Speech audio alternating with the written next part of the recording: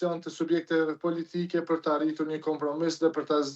zgjedhur presidentin e vendit në mënyrë që të shmangë zgjedhjet e reja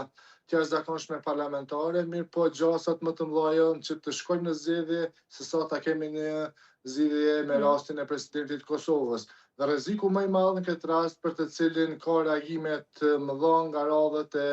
opozitës, përfaqësuesve ndërkombëtar, shoqërisë civile se zgjedhja e presidentit po tentohet të bëhet pa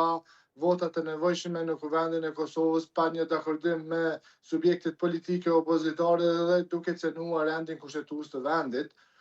Një tendencë të tillë partia në pushtet Lëvizjeve të Vendosje ka pas mbrëm dhe me pa 80 votat të deputetëve të nevojshme filloi seancën, ndoshta e njëjta nuk do të duhej të fillonte.